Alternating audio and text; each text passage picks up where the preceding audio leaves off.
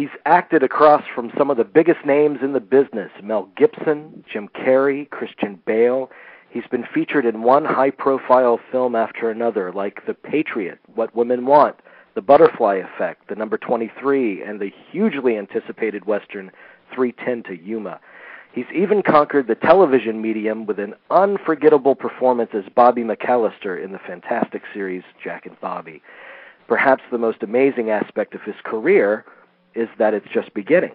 At the young age of 15, Logan Lerman has left an impression and built a resume that would make most stars twice his age blush with envy.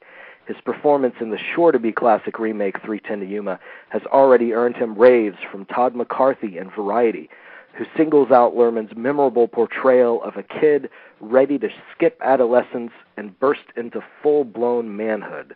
It is a tremendous pleasure to welcome this remarkable young actor to our show. Hang on real quick. I didn't hit that button right. Logan, are you there?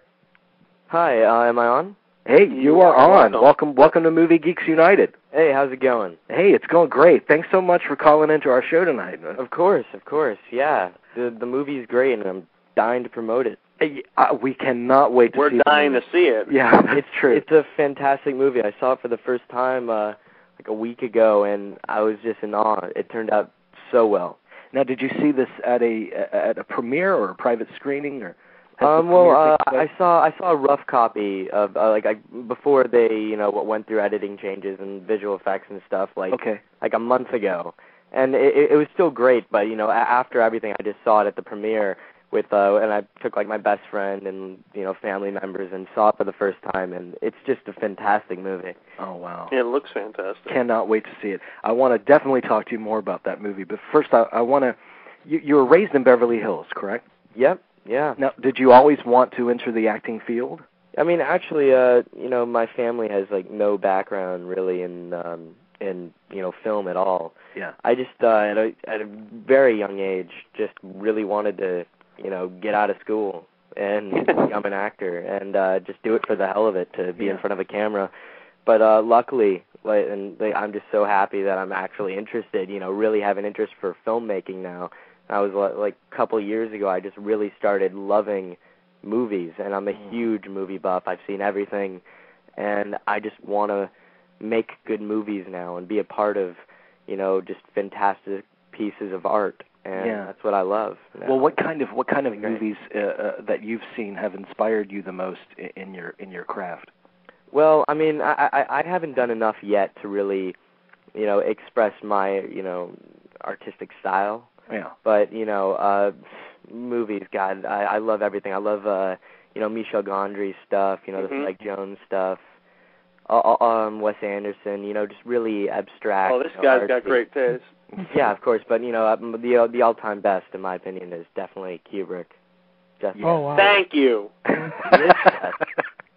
No offense, Jamie, but thank you. I know. Oh, is this an argument going on? It is, and it is a long argument, and I don't want to cut into your interview. Yeah. Oh, okay. I mean, I just love him. He's definitely, he's the best. I'll go see every film you're in for the rest of my life. Thank you. Would you have been willing to do one of those one or 18-month shoots, 1-year shoots of Kubrick? I would do anything to work with that guy. Yeah. Anything. I just think he's so amazing in his filmmaking. Every film, there's something so unique about it and his style. He's just such an amazing filmmaker, and I just aspire to be like him someday. Yeah. Well, your first film was The Patriot, and that was in 2000, correct? Yeah. That was an amazing movie. How did that break come about for you? I mean, honestly, I barely remember anything back then. I mean, I was just really young. I was just a little guy. I just wanted to be in filmmaking just for fun. I didn't really have that much of a creative interest in it. Just recently I've acquired that interest, and I really want to be a director someday. Is what I really am mostly interested in. I really want to be a filmmaker. Mm-hmm. I mean, acting's a lot of fun, and I really enjoy it, but filmmaking is what I really like. Do you find that because you've worked with such sensational directors, Joel Schumacher and Penny Marshall and James Mangold, Have you observed them closely, and have you noticed a real difference in the way all of them direct actors?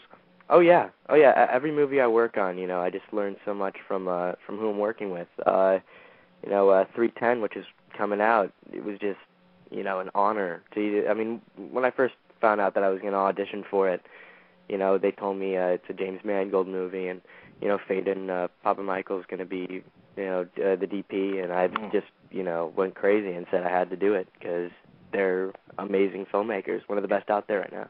Both of them, they're a great team. Well, you've been doing this a long time.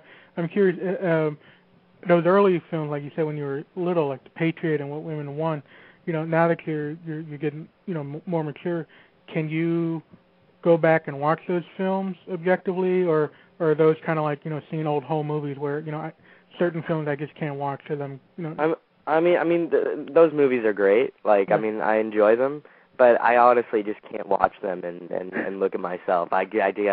It's hard for me to look at my performances in movies. I'm very critical. Right. Yeah, but it's a fun way to document your childhood, I guess. Mm-hmm. Oh yes. Tell me about. But I'm fortunate in the fact that I didn't, grow up like most of those actor kids that went to homeschooling programs and stuff. Oh yeah. I never really had the full-on experience. I'm just some, any kid that just wanted to do it for fun and actually, had the chance to really do great movies, big stuff, and actually make it on the screen, which is great. Yeah, I wanted to ask you about that, about being a teenage actor working in Hollywood. Now, how does, just from the mechanics of it, how does your schooling work out? Schooling? Well, I go to a regular school, and whenever I am working, I have an amazing teacher that follows me around everywhere, wherever I work, and, she always, helps me with everything, and basically she takes care of everything for me and talks to the school and works out, situations with homework and stuff, and I do school on set when I can, I have to do at least 3 hours a day. Right. It's a lot harder to have to do school while you're working because I tend to get into what I'm working on, and it's hard to break, from character and have to do math or something. Right. What do your classmates and your friends think of your success? Well, I've known these kids so long that we don't really, look at it as anything. I don't really see myself as being very successful, because they just don't even bring it up. It's just I should go shoot a movie, and it's successful and other people see it, but we never really bring it up. We're just still hanging out, and the same kids we've been hanging out with for the past 10 years or whatever. Just we don't really focus on it at all. That's great. I want to talk to you about 310 to Yuma. Now, this is a remake of a very good film. Yes. From about 50 years ago. Were you encouraged to watch that original film, or did you check it out before embarking on this one? Of course. You have to see it if it's a remake. Yeah. Obviously, I like the new one, way more because they actually, boosted up my role, and I actually have a major part in the film now. Yeah. As in the old one, my role was only in the first 20 minutes or something, 15 minutes, and then you never see him again. Right. Right. That's in the new one, it's really great. So tell me a little bit about your character. Well, the movie is centered around, Dan Evans, played by Christian Bale, who's just one of the best actors out there right now. Amen to that. Yes, he's amazing, and learning from him is amazing, but that's a whole different story. But he plays a rancher who's in debt, and agrees to take this captured outlaw to a train to jail so he can, pay off his debt and save his family. And I play his son, who just doesn't think he's really trying hard enough and not putting, enough effort in trying to save his family. And there's a whole tension between the two of us throughout the whole movie, and it's kind of a coming of age story for me, trying to find out what path I want to go in when I meet Russell Crowe's character, who is the outlaw.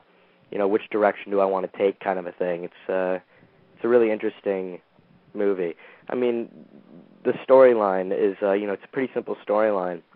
but what really makes it great is the performances and and how everybody really brings something to the screen and really makes this movie special. It's got to be special with this cast and this director at the helm. Oh yeah, Christian Bale and Russell Crowe. That's quite a combo, and Peter Fonda too. Oh yeah. Well, I gotta ask, for as much as you've accomplished, you've worked with some pretty intense actors. I mean, Mel Gibson, Russell Crowe, and Jim Carrey, Christian Bale, Peter Fonda. I mean, and so those guys, they don't. The impression is they don't, really take their craft lightly, and they can be pretty intense and on set and so forth. So, what's it like being around that kind of, high level? I mean, just the fact, Russell Crowe and Christian Bale. I mean, those two guys. I mean, you just kind of imagine them going at it together. So, what's it like witnessing those two guys going at it? I mean, just being allowed, to be in a room with great actors such as Christian Bale and Russell and even Ben. I think Ben Foster's he's a great actor too. Oh, Alpha Dog, he's very up and coming. Yeah. I mean, if not, he's very successful right now too. Mm-hmm. But just to be allowed to be in a room with them and act with them is just an honor. But the first time I worked with Russell, I got kind of nervous, but I realized you just have to do your own thing. And everybody has their own method, and of course you can pick up on things. And I learned a lot from the people that I've worked with, which is, very great people, very great actors, and people that are really great at their profession. But you really got to do it the way that you're most comfortable. So for me, it's just, I didn't really think about, I didn't really think about working with these guys that are getting paid like $20 million a picture. I just thought of them as their characters and just kind of worked with them through that kind of aspect of it, not really of who they are, but their characters in the movie. Oh yeah, and there's a reason why they get paid what they do, because of course they're amazing. They're extraordinary. They're the most extraordinary talents we have on film. Of course. I have a movie geek. I'm sorry. I got one quick question about on you did the number 22 with Jim Carrey, which was kind of a change of pace for him. One of his more serious films. Mm-hmm. So just as a fan of Jim Carrey and all his work, I'm just curious, what was that set like? Was he, between scenes, was he kind of more loose, or did he kind of stay kind of in the intense mode, or was he able to kind of break loose between scenes? I mean, that has to be the most. I mean, he's one of my favorite actors too. I think he's amazing.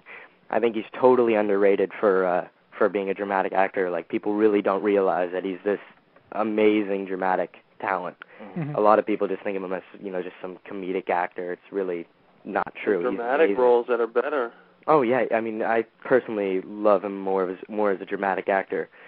But it was definitely the highlight of my life to be able to work with him, and I learned the most from him. He was totally cool. In that movie, he didn't really get too much into his character, so he can break free, most of the time when he wanted to. And I was with him for months, like 3 months straight, and it was mostly just me and him a lot, and Virginia Madsen, who's also amazing. Oh, also amazing actress, totally. And and he knew that I'm like one of his biggest fans, and I love his movies.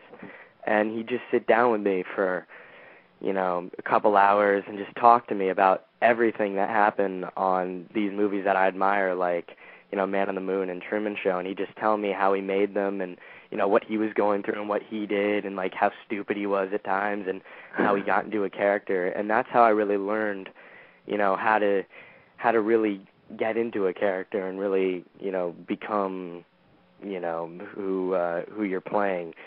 I'm dying to really be able to, take advantage of that and of what I've learned and really put it, forth to, have it and use it for a role. Absolutely. But it was just one of the best learning experiences I've ever had. I have to ask you a movie geek question, because this is Movie Geeks United. You're working with Christian Bale. Now, did you press him for any details on the new Batman film? I didn't want to hassle him. I didn't want to do. I wouldn't want to hassle him. I understand. Crazy fan thing. Because I'm a huge fan of Batman and Christopher Nolan movies and everything. So I was, I mean, he didn't really, give away too much, but he just said that the movie's going to be, amazing, and that I think right after we finished, he had to, fly to England to, improve the bat suit or something. How to do that? Man. But, yeah. I mean, what's it like? I mean, it must have flipped out. I mean, Christian Bale's playing your father. I mean, that's kind of weird. Just for anybody to think that I remotely look like Christian Bale is awesome. I can be his son. All right, that's cool. Now I understand that you make short films. So directing is something that you eventually do want to take on? Oh yeah, I really want to be a filmmaker. My best friend and I really, we work together and we make our little homemade movies. I'm surprised you guys know that. You guys, wow, cool. We make little short films together and we post them on YouTube. But the ones that we post on YouTube are mostly just our little stupid ones that we make for fun. Like the ones that we really put time into, they're too long to put on YouTube. Right. They have a 10-minute time limit, and we didn't want to shorten our file down to something and split it up and stuff. So yeah, I really do want to be a filmmaker. Wow. And Kubrick is the one you most look up to. Oh yeah, he's the best. He is the best. That's a great and role model. There's no doubt about that. Yeah. There's no argument there. He just is. That's right. There is no argument. I won't argue with you. I promise. I promise. Sure. We'll save that for another show.